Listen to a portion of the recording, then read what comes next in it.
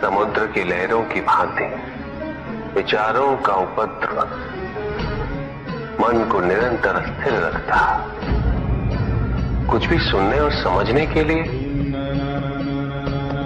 मन का मौन रहना आवश्यक है, किंतु मन मौन रहना नहीं जानता।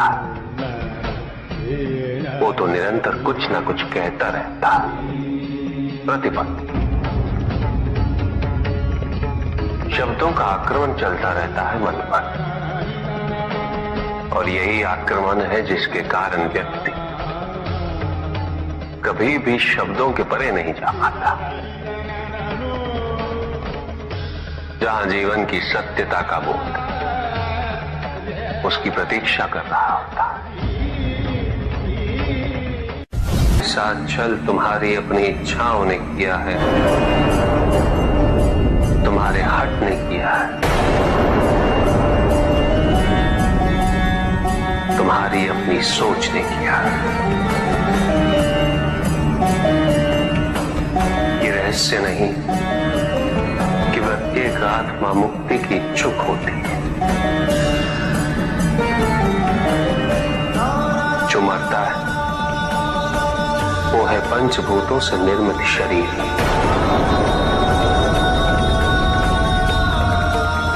किंतु आत्मा तो अजर है, अमर है।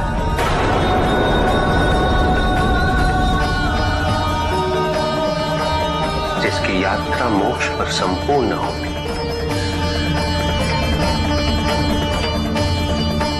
जहां सांसारिक बंधनों से व्यक्ति मुक्त हो जाता है,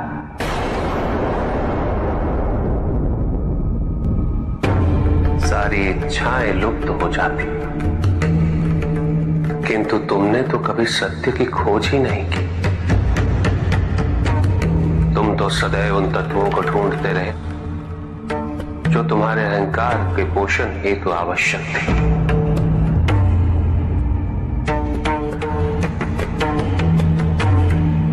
किंतु सत्य तो यही है कि ना कोई तुम्हारा है और ना तुम किसी के। जो है वो परमात्मा का है, और जो नहीं वो भी परमात्मा का ही है। इस शरीर में तुम इस सत्य से अनभिज्ञ हो, किंतु इस शरीर के पूर्व तुम्हें इस सत्य का बोध था, और इस शरीर के पश्चात भी रहेगा। प्रश्न ये है कि क्या तुम इस सत्य को अभी स्वीकार करना चाहते हो? यदि करते हो तो परिवर्तन का मार्ग स्वतः प्रदर्शित हो जाएगा। आजीवन तुम प्रत्यक्ष को ही सत्य मानते रहे, परोक्ष सदैव महत्वहीन रहा। तुम्हारे पास यही अवसर है। भक्ति हेतु यदि कुछ अनिवार्य है तो केवल भक्ति ही।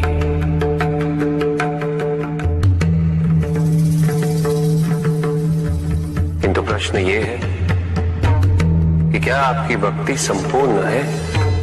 विश्वास और भ्रम के बीच की रेखा अत्यंत महीन होती है।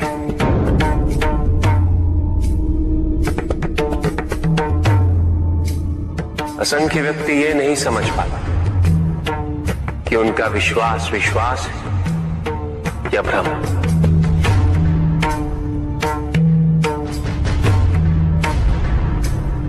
मुझ तक पहुंचने के लिए किसी और की आराधना अनिवार्य नहीं।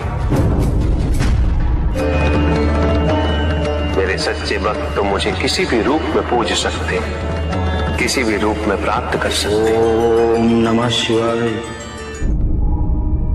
पुरुष और प्रकृति एक है, वो कभी पृथक नहीं हो सकते। शक्ति शिव के बिना अधूरी है,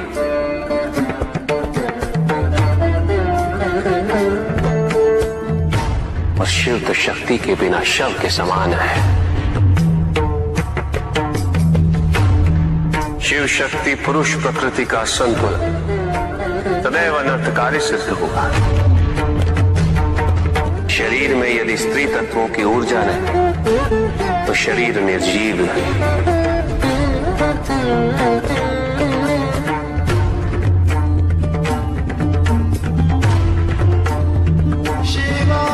शक्ति और शिव के संपूर्ण रहस्यों को समझ लेना भक्ति, ज्ञान और तपस्या की पराकाष्ठा है।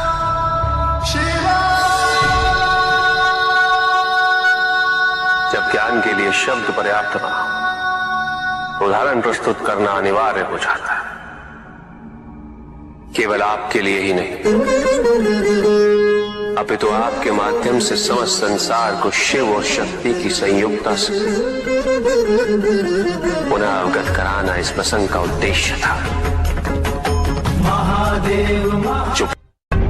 सत्य को जानने के लिए वन में जाना अनिवार्य नहीं है। अपने निजी, पारिवारिक और सामाजिक दायित्वों का परित्याग भी आवश्यक नहीं है। सत्य तो सदैव हमारे साथ है, हमारे सामने, किंतु हम स्वयं धीरे धीरे उस पे अपने क्रोध, अपने अहम, भय, विचार और महत्वाकांक्षाओं जैसे कई आवरण चढ़ा देते हैं। सत्य हमसे नहीं, हम स्वयं सत्य से दूर हो जाते हैं।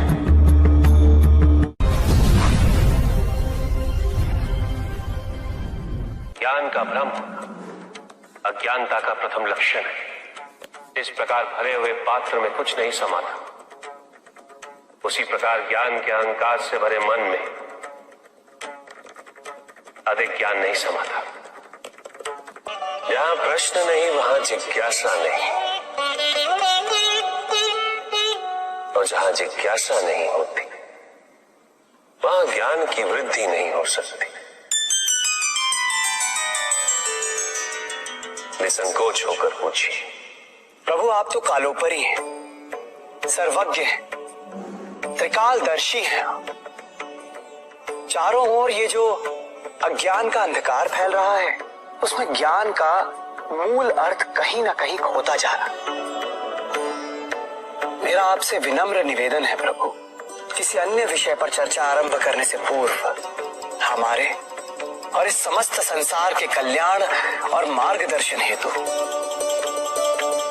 आप ज्ञान की मूल परिभाषा से एक बार हमें पुनः अवगत करवाएं। ज्ञान और अज्ञान की परिभाषा को स्पष्ट रूप से समझने के लिए ज्ञान और अज्ञान की विशेषताओं का स्मरण करना आवश्यक है।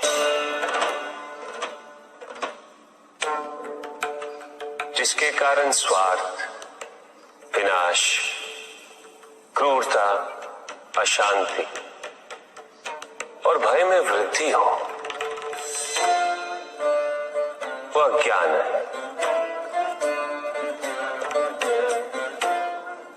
किंतु जो व्यक्ति को उदार, निर्भीक, सहनशील और विनम्र बनाए, वही ज्ञान है। अज्ञान की शक्तियां दुरुपयोग करने हेतु प्रेरित करती हैं, किंतु जो अपनी शक्तियों और अपने सामर्थ्य के प्रति अपने उत्तरदायित्व को समझाए, जो न केवल अपने अपितु अपने से पहले संसार के उद्धार हेतु प्रोत्साहित करे, वो ज्ञान है। ज्ञान का मूल उद्देश्य ही परोपकार है, सृजन है। दूसरों की भावनाओं को समझना, उनका आदर करना, यही ज्ञान है। क्योंकि ज्ञान हमें न केवल अपने अपितु दूसरों के दुख और सुख के प्रति भी संवेदनशील बनाता है। किंतु जो दूसरों की भावनाओं का अनादर करे, उसे ज्ञान की श्रेणी में कैसे रखा जा सकता है? अज्ञान के कारण व्यक्ति सांसारिकता में बंधता जाता है, वो माया में उलझता जाता है। अज्ञान परम सत्य से दूर ले जाने का माध्यम है, किंतु ज्ञान व्यक्ति को परम सत्य की ओर ले जाता है। ज्ञान मुक्तिदायक है, मोक्ष का मार्ग है, और इस मुक्तिदायक ज्ञान का सर्वोच्च रूप है आत्मज्ञान। और यही ज्ञान की पूर्णता भी है। ज्ञान और अज्ञान का भक्ति का उचित मार्ग बताए हमें, ताकि मेरी भांति दूसरा कोई भूल ना करे। भक्ति मुक्ति का आधार है पुष्पदल, और मुक्ति तो केवल समर्पण से ही संभव होगी। और समर्पण के लिए पुष्प नहीं, स्वर्ण नहीं, आभूषण भी नहीं, रत्न नहीं, धन नहीं, विधि विधान नहीं, केवल अपने मन को अर्पित करना अनिवार्य है। जानना चाहते हो पुष्पधर कि वो कौन से पुष्प हैं जो मुझे अत्यंत प्रिय है? इंद्रियों का नियंत्रण, दया, शांति, तप, क्षमा, ध्यान और सत्य। और जब कोई मेरे इन पुष्पों से आराधना करे, मैं अवश्य प्रसन्न होता। भक्ति में भव्यता आवश्यक नहीं है पुष्पदल, अभी तो सरलता आवश्यक है। भक्त के लिए ये समझना अत्यंत कठिन हो जाता है, प्रायः भक्ति कब मोह में परिवर्तित हो जाती है। और ऐसे में पथ भ्रमित होना अनिवार्य है।